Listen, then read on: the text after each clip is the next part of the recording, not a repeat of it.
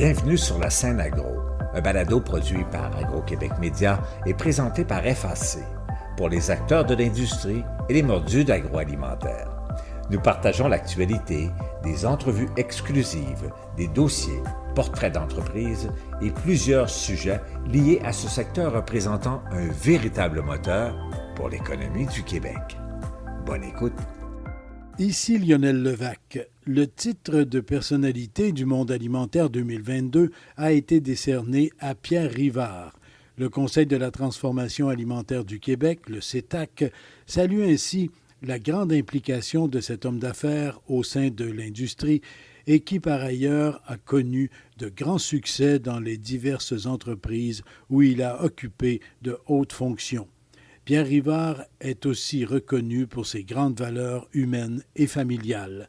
Je vous parle donc aujourd'hui de Pierre Rivard. Après des études à l'Université Laval, on retrouve Pierre Rivard chez Crispy Kernels comme directeur du marketing. Il travaille ensuite pour Labrador, l'eau de source qui devient propriété de Danone. Pierre Rivard se retrouve alors chez Naturo, qu'il acquiert avec d'autres investisseurs. Après un incendie majeur, il quitte finalement l'entreprise et devient président-directeur général de Yum Yum, les croustilles, une entreprise acquise par Crispy Kernels. Il terminera sa carrière au groupe Saint-Hubert comme président et chef de la direction, poste qu'occupe maintenant Richard Schofield, qui tenait à le saluer pour son titre de personnalité du monde alimentaire 2022. Après avoir piloté la transition entre Saint-Hubert et Recipe avec succès, il répétait souvent que la meilleure façon de conserver notre autonomie était de livrer ce qu'on avait promis, de continuer d'exceller comme nous le faisons auparavant. Ce n'est pas pour rien qu'encore aujourd'hui, Saint-Hubert est une référence dans nos domaines d'activité. Nous avons notre propre culture, notre propre recette de succès, et Pierre Rivard y a contribué de façon remarquable. Un homme déterminé qui a joué un rôle déterminant pour nos 6 000 employés. Pierre, sincères félicitations, très bien mérité, très fier de tout ce que tu as accompli pour nous chez Saint-Hubert et puis tout le domaine d'alimentation. Je me suis entretenu avec Pierre Rivard et nous amorcions justement la discussion sur la vente de Saint-Hubert au groupe Recipe. C'est important pour moi, là. Quand on parle de valeurs familiales, quand on parle d'ADN, c'est ça. C'est d'arriver d'avoir des entreprises qui ont des sentiments en quelque sorte, qui ont des valeurs puis que ça soit protégé. Puis ce qui m'a surpris agréablement aussi, ça fait à peine 2 ans que j'ai pris ma retraite, au début de la COVID, et j'ai été étiqueté sans vouloir ou par défaut peut-être, entreprise familiale. Je gère actuellement, je suis sur 3-4 conseils d'administration. C'est toutes des entreprises au Québec. C'est toutes des entreprises familiales, petites, moyennes et grandes. Puis c'est là que je pense que j'ai eu ma place. Sincèrement, je suis arrivé dans une entreprise publique, puis j'ai fait un bon travail avec Recipe qu'on a vendu. Mais j'ai toujours géré avec des sentiments, j'ai toujours géré avec des valeurs. Puis ça m'amène sur le CETAC, justement. Là. Le CETAC, je suis dans le CETAC depuis, pour combien d'années, je pense, c'est 15 ou 20 ans.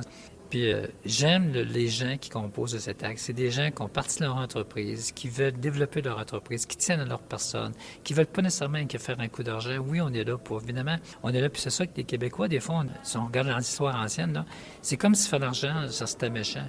Pas méchant, faire de l'argent. Moi, je répète souvent, des fois, dans mes conseils d'administration, il faut en faire. Si on veut développer l'entreprise, si on veut investir, puis si on veut garder la pérennité, il faut en faire, il faut avoir un succès, puis il faut être fier de ce qu'on fait. Il y a une différence entre être fier et avoir un essai de confiance. Puis ça, c'est donc les entreprises que je suis actuellement, c'est exactement ce que ça représente. Puis au CETAC, si je reviens au CETAC, je trouve que de l'industrie agroalimentaire, une très belle richesse, très beaux emplois, très beau secteur, mais méconnu un petit peu, puis pas reconnu. Fait que là, à un certain moment donné, que j'étais président du CETAC, il a dit, écoutez, là, je pense qu'on va arrêter de demander au gouvernement des sous pis de ci et ça. Nous autres, même, dans notre association, on va lancer une campagne pour mettre en valeur, valorisation de l'agroalimentaire, du secteur agroalimentaire. Fait qu'on a cotisé, on a ramassé des sous, puis on est parti. On a un beau secteur. Pourquoi qu'on ne le met pas en valeur? On n'attendra pas les autres, on va le faire nous autres mêmes. Là.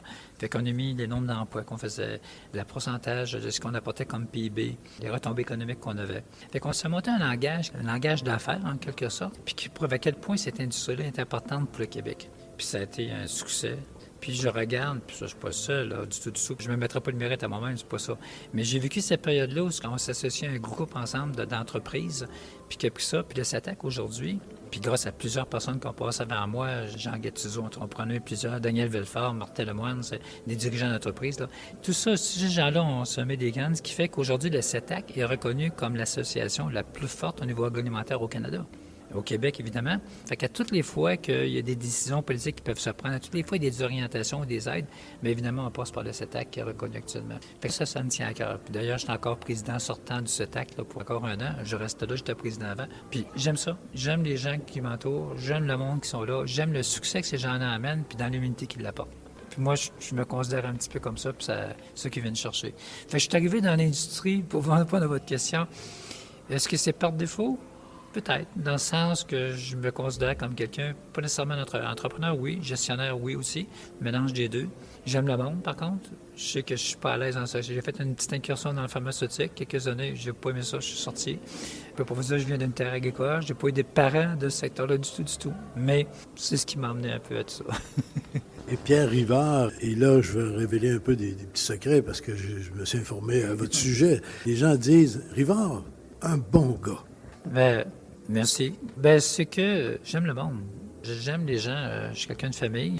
J'ai toujours pensé, j'ai toujours eu comme façon de faire, c'est que au niveau des conseils administrateurs partout, on peut se dire des vraies choses. On peut se dire de façon correcte, par contre. C'est pas d'agressivité. Fait que souvent que j'arrivais dans des rencontres comme ça, puis je me rendais compte que quelqu'un avait quelque chose en tête, mais il n'osait pas le dire, je m'organisais pour le provoquer. Mais pas provoquer agressivement. Arriver, Lionel, qu'est-ce que t'en penses, toi, de ça, là, t'as d'affaires? Tu sais, parce que je savais, mettons, que Lionel n'est pas nécessairement d'accord, mais il veut pas le faire ou il est gêné de le faire. Qu'est-ce que t'en penses, toi? Fait là, tu vois que la personne sort un peu ou il se réserve un peu. Ah, OK, là, t'enchaînes de ton côté. Tu encourages ce phénomène-là, tu sais. Comme autant qu'il y en a qui prennent beaucoup de place, prennent la place de tout le monde. Mais autant avec ça, là, c'était différent. Bon, OK, c'est parfait, on t'a compris, c'est bien. Là, on va passer à autre chose. Fait que ça m'amenait toujours à former des équipes qui étaient très fortes. Ça, toutes les fois, moi, ça, c'est peut-être une de mes forces, là. Sans vouloir trop de prétention, là. J'avais à peine 12 ans, puis j'ai formé des ligues de hockey, des ligues de football, des ligues de baseball, là, tout ce qui est possible. Je me suis rendu au cégep, j'ai parti encore d'autres choses. J'aimais le sport, j'étais pas très bon, mais j'aimais organiser. C'est ça qui était la dynamique. Même à l'Université de Laval, on a formé un comité des sports. Le doyen nous a accordé une journée de congé pour seulement notre organisme parce qu'on était très bien structuré. Fait que je suis sûr que tu es quelqu'un d'équipe. Fait que bon gars, peut-être que oui, parce que je suis quelqu'un d'équipe. Je suis pas quelqu'un qui veut me donner seulement du succès, parce que je ne crois pas. Je pense pas qu'un individu fait seulement. Autant l'échec aussi. Puis on travaille ensemble. Mais il faut s'assurer d'avoir des bonnes personnes. Je suis quelqu'un quand même qui est assez bon gars, oui, mais j'ai pas de problème à prendre des décisions qui sont très difficiles aussi. Vous avez parlé d'équipe. C'était mon deuxième point, justement. Un bon gars, Pierre Rivard, mais aussi un gars disponible, un gars qui est volontaire, un gars qu'on n'a pas à supplier pour s'impliquer et donner un coup de pouce aux gens du secteur de l'industrie. Oui, voyez-vous, comme CETAC, j'ai toujours été présent quand j'ai quitté mon emploi, là, à la retraite, en quelque sorte. J'avais parti au CETAC à un certain moment donné, dire on est chanceux d'un côté, on a des belles entreprises au Québec, plusieurs grandes entreprises, on les connaît tous, Exador, Limel, La Sonde, Saint-Hubert, etc. Mais je regardais le conseil d'administration, tout le monde, puis si vous ne trouvez pas, on a tous un certain âge quand même. Ça. Puis on regarde les difficultés qu'on a eues, puis on n'a pas eu beaucoup d'aide. On a dû se battre beaucoup, là, énormément. C'est. Puis aujourd'hui, on met la valorisation du secteur, mais en même temps, les jeunes là, qui veulent partir, là, c'est pas facile pour eux autres là, dans le secteur qu'on a actuellement. Puis je trouve qu'on aurait beaucoup à leur donner. Ça arrivait souvent que, mettons, un jeune, il veut partir dans le secteur agroalimentaire, même des fois dans la restauration. Il venait me voir, puis Pierre, qu'est-ce que tu en penses? Puis ça, puis là, je m'assoyais avec lui, puis je me rendais compte à quel point les rêves sont beaux, mais à quel point que il n'y avait pas la dimension dans quoi il s'embarquait du tout. Puis rien que le fait de passer quelques heures avec ces gens-là, il a réalisé qu'il n'avait pas vu ci, puis qu'il n'avait pas vu ça. Fait que ça le mettait plus alerte. Ou dans certains cas, ça fait même carrément péter leur ballon aussi, parce qu'ils se rendaient compte que c'était pas prêt leur affaire, en quelque sorte. Leur plan de match n'était pas fait, t'sais. Fait que ça, au CETAC, là, j'ai parti ça, puis là, je dis, faut vraiment prendre ça en charge. Faut prendre ça en charge, il faut s'occuper des jeunes, il faut avoir une incitation pour les encourager, des mentors, etc. Puis déjà, au CETAC, on avait une fondation qui s'appelait Initia, INITIA, et cette fondation-là existait depuis plusieurs années, mais était axée surtout du côté académique et scientifique. Donc, des jeunes qui étudiaient en agroalimentaire, qui pouvaient aller chercher une bourse, on leur donnait un montant d'argent, etc. Mais il n'y avait pas le volet entrepreneur. Puis elle était supportée, au début, il y avait des grands moyens. Initia, il y a peut-être une vingtaine d'années, il y avait des montants quand même assez importants pour aider les jeunes. Mais par les années, ça n'a pas vraiment évolué comme ça devait. Ce qui fait qu'il était rendu à un point que le seul soutien financier était par le CETAC, administratif et financier. C'était remis en question. Fait que là, en fin de tout, de concert avec les dirigeants du CETAC, en quelque sorte, là, on s'est dit, ouais, il y aurait peut-être une occasion de faire là. Plutôt que de créer une fondation pour aider les jeunes du côté entrepreneur, ils ont à peu près la même mission que nous. Ils ont un volet académique scientifique qui est très bien. Mais nous, ce qu'on veut apporter, c'est un volet entrepreneur. Donc, il y a moyen peut-être de ramener ça tout le monde ensemble. C'était quand même un défi qui a duré plusieurs mois parce que la fondation Initia, il y avait des gens qui étaient dessus qui ne voulaient pas voir le côté entrepreneur. Puis, c'est correct. Puis moi, j'avais déjà contacté des gens que je connaissais, qui géraient des entreprises de différents niveaux. J'avais déjà parlé à Jean-Pierre Léger, qui serait un ambassadeur pour nous autres, différentes personnes, tu sais. On a pris cette fondation-là. On a gardé ceux qui voulaient rester de l'ancienne équipe, de la Fondation Initia. On a emmené une nouvelle équipe et on a réussi à faire un tout avec ça. Donc, on l'appelait ça la Fondation Initia 2.0, si vous voulez, avec un volet entrepreneur. Puis ça, c'était au début de la COVID, ça. C'était super bien. On s'attendait qu'il y ait des réactions, des fois. Puis je me rappelle, à un certain moment, au début du conseil, des gens m'ont dit, mais Pierre, quelqu'un m'avait dit ça te fait peur, là? Tu rentres avec un nouveau groupe, puis tu gardes des gens de l'ancien groupe, mais si tu fais le décompte, l'ancien groupe est plus nombreux que le nouveau. Puis c'est parce que si que tu penses politiquement parlant, tu fais pas ça. Tu dis, hey, si j'ai une décision à prendre, le vote va aller de l'autre côté. Non, je me répéterai, non, ça ne me dérange pas du tout. Les meilleures idées vont sortir. C'est ça qu'on veut, là. Que l'idée sorte du côté ou de l'autre, pas de problème pour moi. Ce qu'on veut vraiment, on veut aider la cause. Si on veut aider la cause, on doit prendre les meilleures décisions pour nous. Fait qu'on ça a très bien fonctionné. Là, on est rendu aujourd'hui avec la Fondation Initia, justement. Puis ça, c'est tous des bénévoles. Hein. On a 30 mentors. Aucun sou qu'on leur donne, qui prennent le temps pour des jeunes. On a une plateforme qui s'appelle Hello. La plateforme, toi, Lionel, tu dis, moi, mes compétences, c'est ça, c'est ça, c'est ça.